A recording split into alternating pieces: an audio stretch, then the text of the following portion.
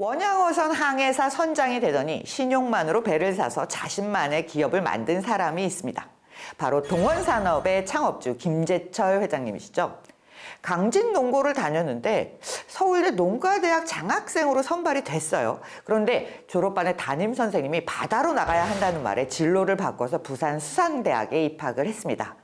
1958년 부산 수산대의 졸업식을 앞두고 우리나라 최초의 원양어선 지나모의 항해사로 승선을 하고요. 지나모 승선 3년 만에 선장이 됐는데 당시 나이가 겨우 26세였습니다. 35세 젊은 나이였던 김재철 회장은 업계에서 그리고 또 여러 외국 업체들로부터 독자적인 사업을 해보라는 권고를 많이 받았습니다. 특히 일본에서 그렇게 많은 권고를 받았다고 해요. 워낙 참치를 잘 잡아서 그런 게 아닌가 싶은데요. 왜 일본 사람들은 그렇게 참치를 좋아하는지. 어쨌든 일본 사람들의 참치 사랑은 굉장히 유명하죠. 심지어 몇십억 원의 이 큰 참치가 경매에 팔릴 정도이니까요.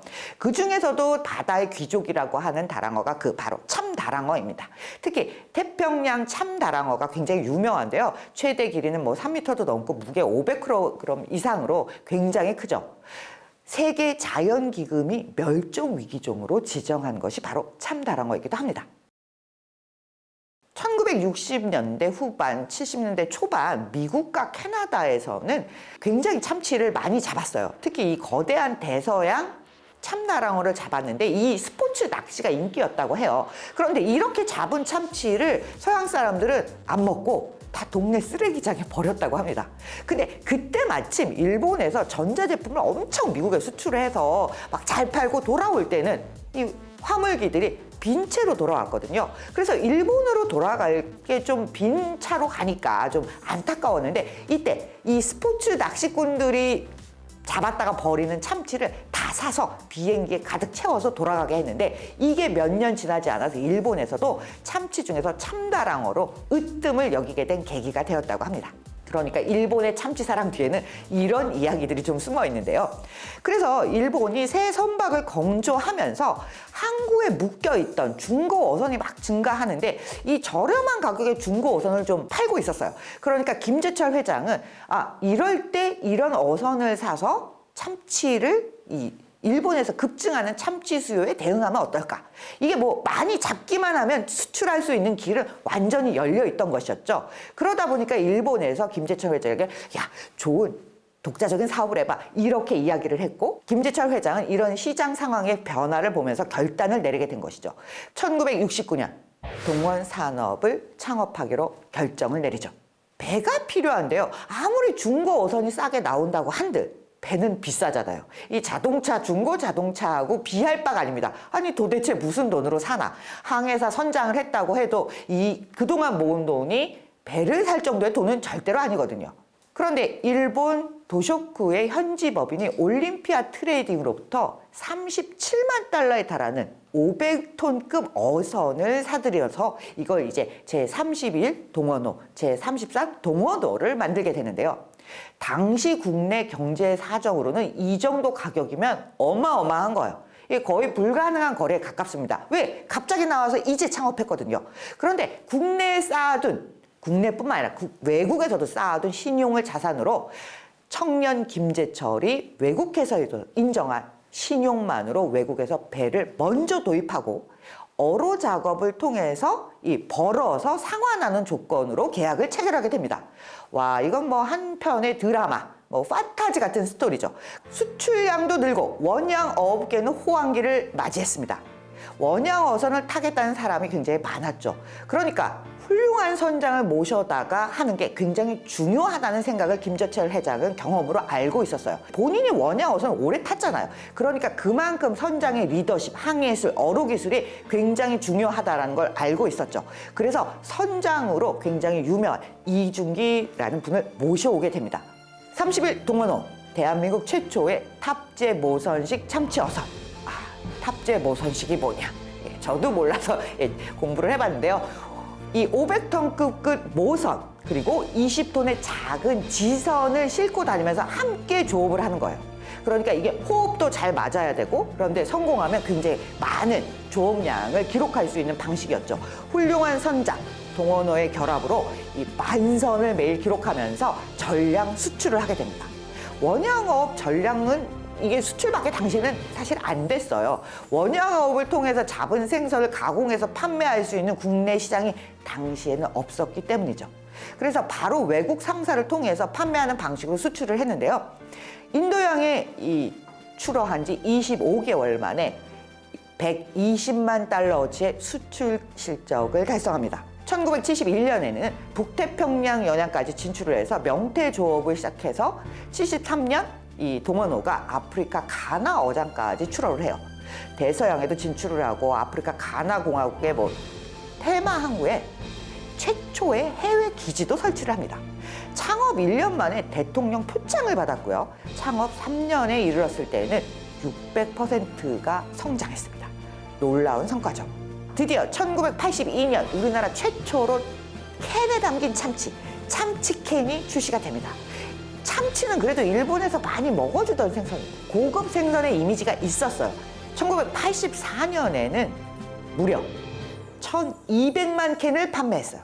국내 시장 75%의 점유율을 기록합니다. 이런 정도면 압도적인 것이죠. 1996년 동원그룹이 공식 출범을 합니다. 그리고 2000년을 기점으로 구조 변화가 일어나게 됩니다. 동원산업식품사업부를 분할해서 이제 동원 F&B를 창립을 했고요. 2001년 동원그룹 지주회사인 동원엔터프라이즈가 설립이 됩니다. 2005년부터는 굉장히 여러 개의 회사를 연달아 인수합병을 하면서 새로운 영역에 진출하거나 기존에 있던 사업 부분의 경쟁력을 강화하는데요. DM푸드, 혜태유업, 그리고 세네갈에 있는 회사도 인수하고요. 대한은박지, 한진PNC, 테크팩솔루션, 탈로파 시스템 줄줄이 인수를 하게 됩니다. 그러면 왜 이런 인수합병들을 여러 개를 했을까요? 김지철 회장의 모토가 이거였습니다. 순항할 때 다음 어장을 준비하라.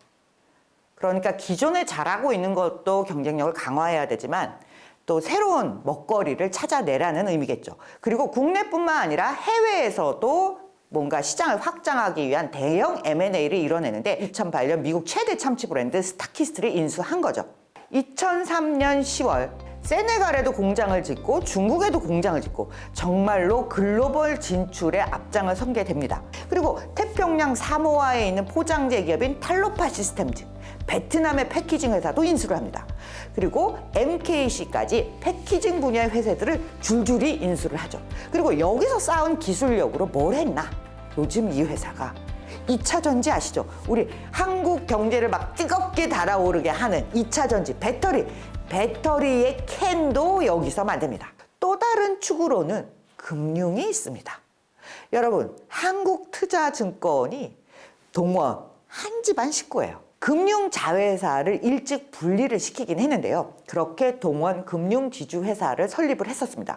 왜냐하면 동원 안에 금융이 있었는데 아들이 김재철 회장에게 아들이 둘이 있어요. 그래서 동원을 2개를 나누어서 분리를 해서 각각의 그룹으로 키웠던 거죠.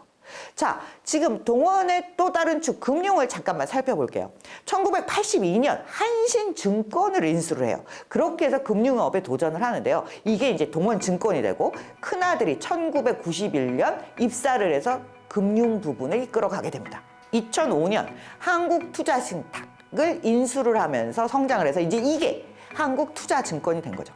자녀 간 경영권 분쟁의 싹을 아예 없애고 각각을 키우자. 동원 산업과 금융이 꼭 같이 갈 필요는 없는 거니까. 그래서 2004년 다시금 지배구조 개편 작업을 실시를 합니다. 그래서 동원그룹 내 금융결사를 완전히 분리시키면서 2005년 한국투자금융지주가 만들어지고요.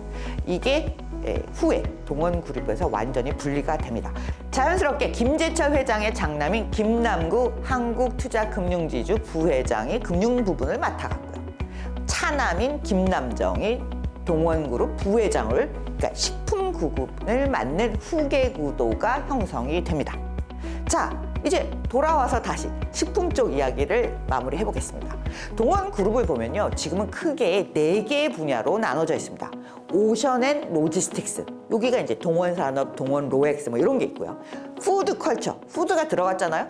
동원 F&B, 동원 홈푸드 등 이제 4개의 회사가 있고요. 리빙 앤 파이낸스, 여기가 동원 시스템즈, 동원 CNS 뭐 이런 데들이 여기 들어있습니다. 아, 파이낸스가 들어있으면 여기도 뭔가 금융을 하긴 하겠죠.